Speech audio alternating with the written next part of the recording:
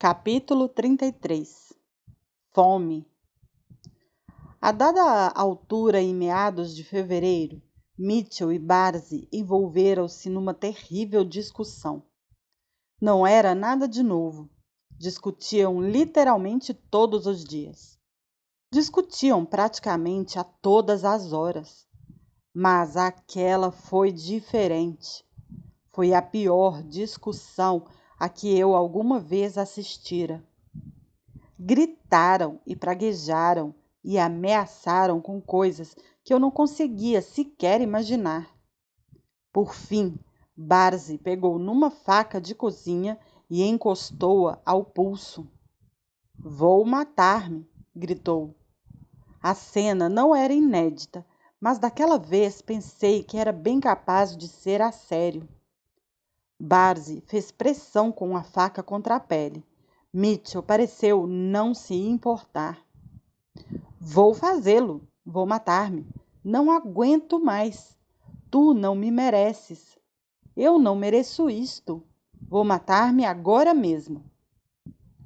Finalmente, Mitchell saltou para a frente para lhe tirar a faca. Lutaram e eu questionei-me se um deles iria acabar por esfaquear o outro. Por fim, Mitchell emergiu da barafunda com a faca na mão. Mas a luta não tinha acabado. Ouvir todos aqueles gritos e pragas fez-me náuseas. Parecia expulsar do céu a própria luz do sol. Enchia o acampamento de escuridão e infelicidade e de uma sensação odiosa, arrepiante, que me fazia querer arrastar-me dali para fora. Agachei-me no fundo da tenda-túnel. Não queria que me vissem, porque sabia que se isso acontecesse, um ou o outro ia voltar a sua raiva contra mim. Por isso, encolhi-me longe deles, enquanto ouvia os gritos e me mantinha o mais afastada possível. Numa última explosão de fúria, Barzy saiu da tenda, a amaldiçoar Mitchell de todas as maneiras que foi capaz de se lembrar, e que foram muitas. Ouvi a voz dela cada vez mais tênue à medida que se internava na escuridão. Esteve fora a noite toda. Só saiu do seu esconderijo entre as rochas no dia seguinte, quando a tarde já chegava ao fim. Ao vê-la entrar no acampamento, vi que estava diferente. Havia um novo fogo nos seus olhos. Estava intensa e animada. Estava cheia de, não sei, uma energia maldosa que parecia dar-lhe mais coragem do que alguma vez lhe tinha visto. Satanás e as suas hostes cercaram-me e torturaram-me ontem à noite, disse. Para um anúncio dramático, a voz dela pareceu-me estranhamente normal e calma. Disse-o sem qualquer entonação especial, como se anunciasse que estava frio e tinha chovido. Mitchell limitou-se a olhar para ela. Com o diabo sem ele, não estava disposto a perdoar nem a esquecer. Torturaram-me durante toda a noite, continuou Barzy. Horas e horas de tentações, de negros murmúrios, de raiva e de ódio dentro dos meus ouvidos. E então torturaram-me. Não estou a imaginar. Foi real. Foi como se me apontassem um penetrante raio laser para os pés e o passassem por todo o meu corpo. Foi pura agonia. Nunca tinha sentido nada que fosse sequer parecido. Uma dor que me queimava, o meu corpo a ser cortado ao meio. Era impossível. Fui cortada dos pés à cabeça. Tentei não olhar para ela. O que dizia era horrível. No entanto, quase acreditei. Se alguém podia tornar-se um brinquedo do diabo, Era sem dúvida o caso dela e de Mitchell. Mitchell começou a dizer qualquer coisa, mas Barzi interrompeu-o no mesmo instante. Estava farta de o ouvir falar, estava farta das suas pregações, estava farta de tudo. Era a sua vez de falar, e Mitchell ia ter de ouvir. Era o que dizia o fogo que ardia nos olhos dela. Engoliu saliva como se estivesse a ponderar as suas palavras. Tenho uma coisa para te dizer. Para mim, a luta está terminada. A minha eleição para o céu está assegurada. Já não importa o que faça agora. Sofri e sangrei o suficiente. Fui avaliada e achada merecedora. O meu lugar no céu está garantido. Não preciso de continuar a seguir os teus passos, Immanuel. Não preciso de continuar a seguir os passos do Senhor. Vou para o paraíso. O meu lugar no mundo celestial está garantido. Deve ser muito bom, pensei eu. Podes fazer tudo o que quiseres? E mesmo assim vais para o céu? Deve ser um dos poucos que tem essa sorte. Mas, claro, não acreditava em nada daquilo. Era apenas uma criatura doente e má. Ela e Mitchell não passavam de duas pessoas maliciosas e egoístas que justificavam o seu próprio comportamento distorcendo a verdade. Barzi endireitou os ombros. Mas tu, Immanuel, já não segues os passos do Senhor. A voz dela era aguda e penetrante. Estava mais do que cheia de fúria. Era um gato encurralado num canto a bufar a um lobo. Não te comportas como o rei davídico. E pior, não me tratas como a mãe de Zion, que sou. Estou farta disso e tens de mudar. Não vou continuar a aguentar esta situação. Calou-se para recuperar o fôlego e esperou que Mitchell respondesse.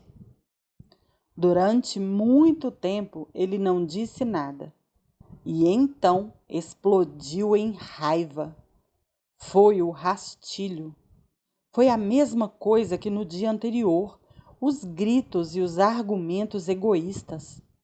Ao cabo de alguns minutos, Mitchell parou de gritar, sentou-se e começou a calçar os sapatos. Barzi percebeu que ele se ia embora, e isso lançou mais lenha para a fogueira da sua raiva. Não podes deixar-me outra vez aqui. Tens de ficar. Vais falar comigo. Vais enfrentar isto agora. Mas, aparentemente, não ia. Mitchell pegou no porta-moedas feito à mão e no barrete de linho que só usava quando ia à cidade. Barzi continuou a gritar. O senhor enviou-me para te repreender. Não me volte às costas. Vou à cidade, disse Mitchell num tom calmo. Não sei quando voltarei. Enfiou o barrete na cabeça, fez meia volta e afastou-se. Eu sentei-me no chão, desesperada. Sabia que não chegaria à cidade antes de escurecer, o que significava que não voltaria naquela noite. O que significava mais um dia sem comida. A única coisa que tínhamos comido naquele dia fora uma pequena côdea de pão com um pingo de maionese e as últimas rodelas de uma velha fatia de cebola. Eu tinha ingerido talvez umas 2.000 calorias durante toda a semana anterior. E era assim havia vários meses. Doía-me constantemente o estômago. Já me sentia fraca e com vertigens.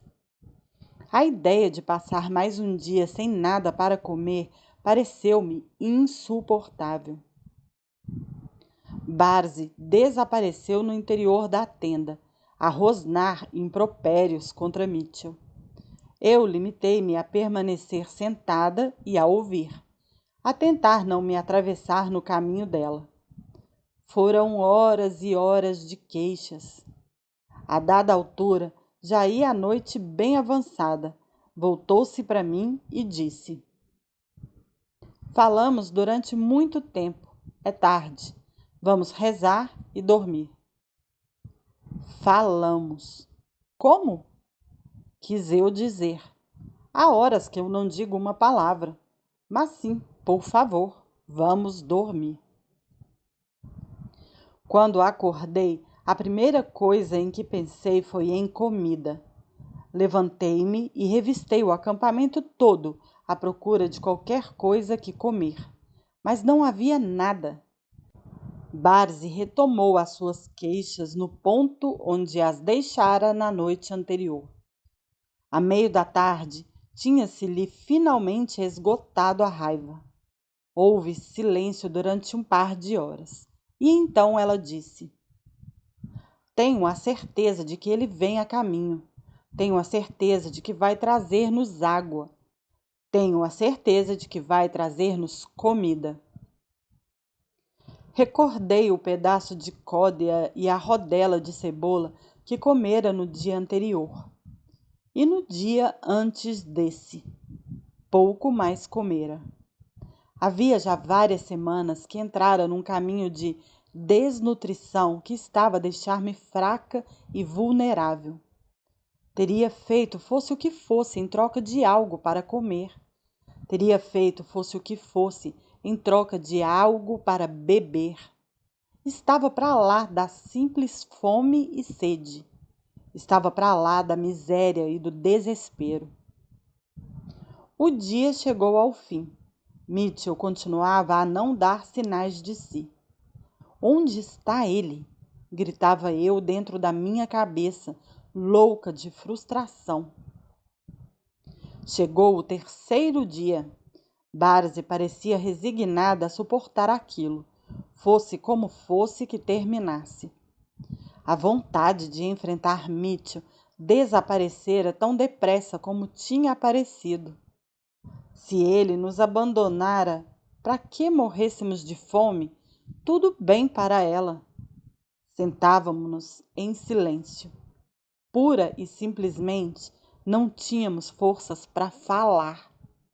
Além disso, falar fazia-me doer a garganta. Estava seca como um osso. Sabia que não ia morrer de fome, pelo menos não já. Mas também sabia que podia morrer de desidratação se não bebesse um líquido qualquer. Tinha a língua seca e inchada, a garganta áspera como lixa. Impedia-me de engolir a espessa saliva. 3 dias naquele calor e naquela secura. 3 dias sem comida nem água. O meu ritmo cardíaco acelerava sempre que dava um passo ou até se me punha de pé. O meu corpo estava a atingir o limite. Nessa tarde, deitada sem forças da minha enxerga, recordei o miraculoso púlcaro de água que aparecera a meu lado naquela noite, na montanha. Parecia-me que tinha passado anos. Por favor, Deus, comecei a rezar. Era difícil formar as palavras. Por favor, preciso de outro milagre. Não aguento mais um dia sem água. Se não beber, vou morrer aqui. Por favor, ajude-me a encontrar uma maneira de continuar. Fraca, exausta e desmoralizada ao ponto de perder a esperança, acabei por adormecer. Pouco depois, fui acordada por um tamborilar na cobertura da tenda. Demorei alguns instantes a perceber o que estava a acontecer. Por fim, compreendi. Era chuva. Estava a chover. Fui invadida por uma esmagadora onda de alívio.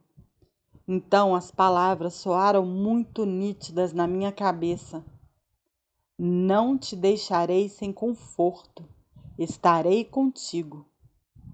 Fechei os olhos para agradecer a Deus e saí da tenda.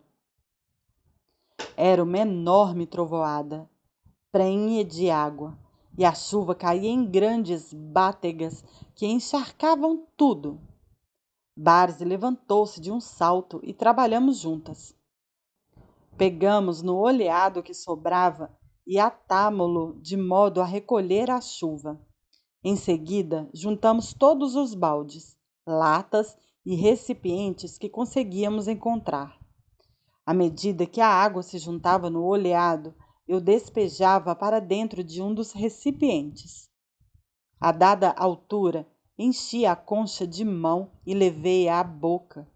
Engoli a água. Voltei a enchê-la e a engolir. Enchi recipientes e bebi. E enchi recipientes e bebi até que comecei a sentir-me agoniada. Estava a beber demasiada água. Sabia que tinha de parar. Olhei para Barzi pelo canto do olho. Estava de gatas no chão, a chupar água do oleado. Depois de termos saciado a nossa sede e enchido todos os recipientes que tínhamos, Barzi disse-me que fosse buscar o sabão. Vamos tomar uma ducha de chuva, disse.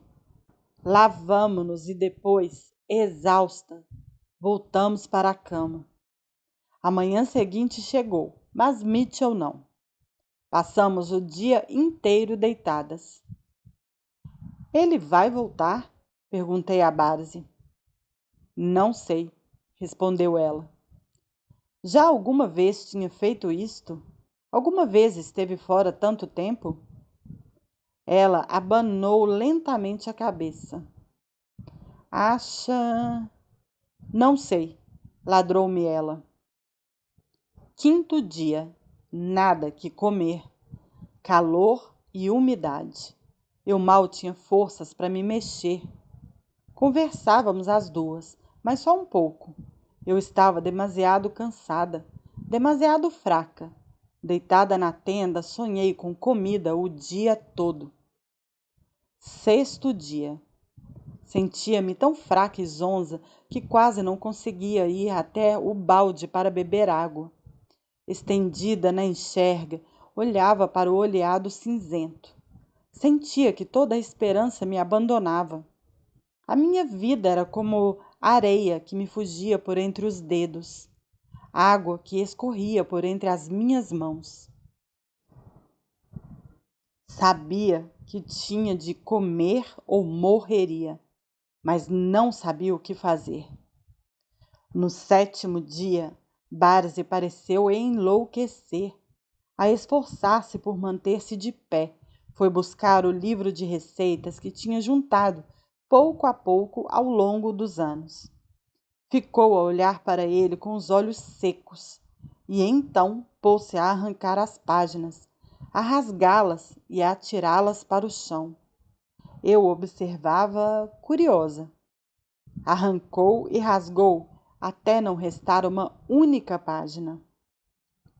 Olhei para os pedaços espalhados, os bolos e as saladas perfeitas, as deliciosas pastas e sobremesas. Queria mastigar cada um daqueles pedaços de papel. Queria enfiá-los na boca. Mas uma súbita rajada de vento varreu-os para longe. Em desespero, rastejei até ao monte de lixo acumulado nas traseiras da tenda e revistei-o mais uma vez, à procura de qualquer coisa que pudesse comer. Não havia a mais pequena migalha de comida. Voltei à tenda e deixei-me cair na enxerga. Fiquei ali estendida, à espera. De que, não sei. Ao pensar na minha situação, a ironia quase me fez rir. Depois de tudo que tinha vivido, o rapto, a faca encostada à garganta, as violações diárias, as várias mudanças, os meses a sofrer abusos da parte dos meus 2 raptores, era quase ridículo ir morrer de fome dentro de uma tenda. Pela milésima vez, perguntei a mim mesma onde estaria Mitchell. Iria voltar? Ali deitada, comecei a perguntar-me se aquilo seria verdadeiramente o fim. Então comecei a pensar na minha família. Não, não é verdade. Pensava na minha família a cada instante. Mas, ali deitada, recordei todas as coisas boas da minha vida e decidi que tinha sido muito fortunada. Quase todos os 15 anos da minha existência tinham sido tão perfeitos quanto alguém poderia desejar. Claro que os últimos 8 meses tinham sido horríveis, mas tudo antes disso fora perfeito. Pensei na minha maravilhosa mãe e imaginei como ela cuidaria de mim se ali estivesse naquele momento. Pensei no meu pai, tão forte e capaz de resolver qualquer problema que eu tivesse. No que tocava a uma família extraordinária, sentia que me tinha saído a sorte grande. E isto incluía os meus irmãos e a minha irmã, os meus avós, as minhas tias e tios. Não poderia ter pedido uma família mais terna e amorosa. Por isso comecei a dar graças a Deus pela minha vida, pela minha família, por todas as bênçãos que recebera ao longo da minha curta existência. Então, sem saber se conseguiria aguentar mais um dia, tentei lembrar-me de todas as coisas más que tinha feito e pedi perdão a Deus por elas. Quando acabei de rezar, fiquei deitada e imóvel, à espera da morte. Foi então que, muito ao longe, ouvi alguém cantar. Seriam os anjos do céu que iam buscar-me? Não, aquilo era outra coisa. A voz era alta e desafinada, e as melodias estavam completamente baralhadas. Demorei um segundo a perceber que era Mitchell. Fiquei quase desapontada. Aquele homem era o mais distante de um enviado celeste que se poderia imaginar.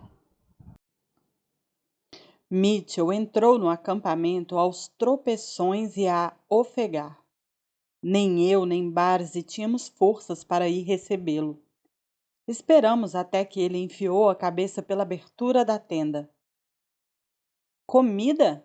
Começamos a suplicar. Ele olhou para nós por um instante. Deve ter sido uma visão incrível.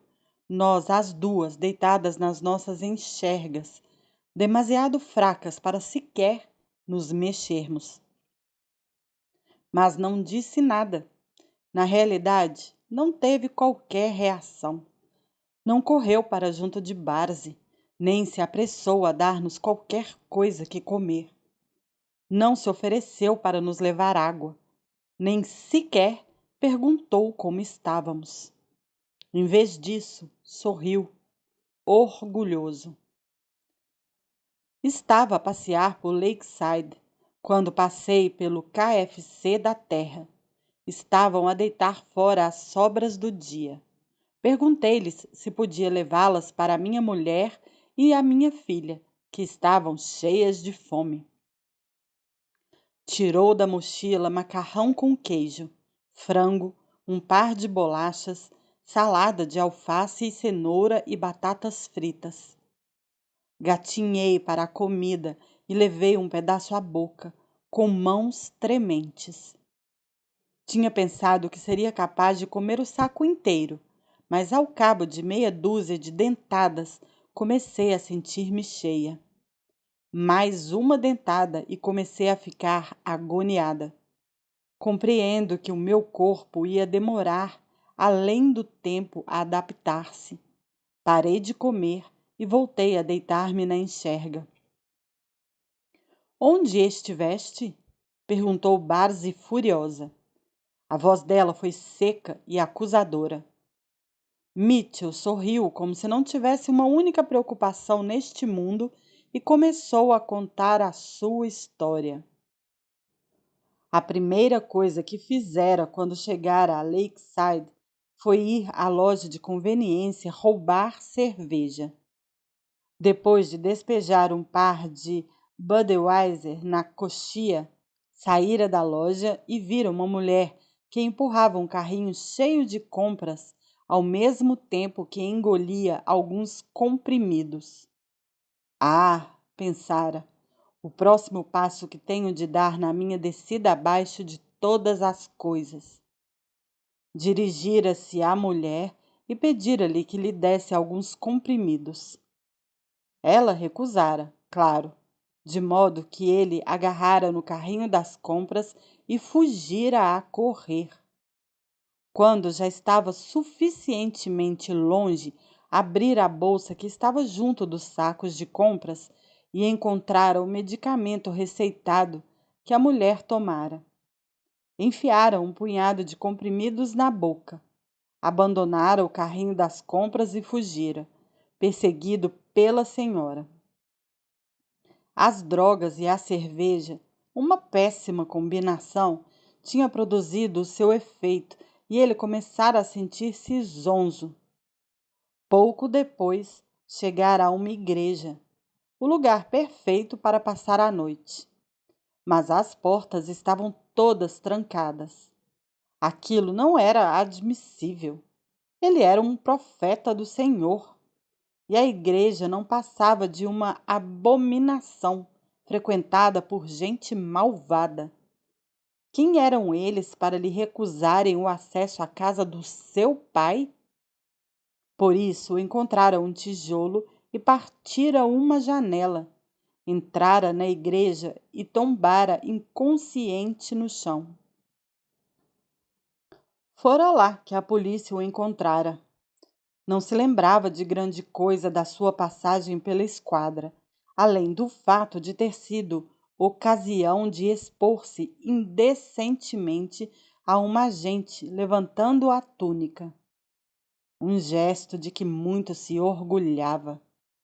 7 dias mais tarde, depois de ter dado à polícia um nome falso e dito ao juiz que estava limpo havia mais de 20 anos e que se arrependia muito daquela recaída e que, claro, estava disposto a pagar os estragos causados e fazer montes de trabalho comunitário, mas que tudo o que queria era voltar para junto da família. O juiz mandara-o em paz. Deixara-se ficar na cidade durante o resto do dia e então regressar ao acampamento. Deixaste-nos sozinha durante 7 dias, disse Barzi, a sibilar como uma cobra. 7 dias sem nada que comer.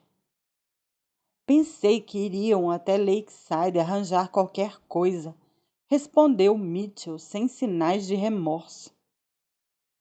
Estiveste preso 7 dias, e durante este tempo comeste 3 boas refeições por dia. Nós não comemos nada.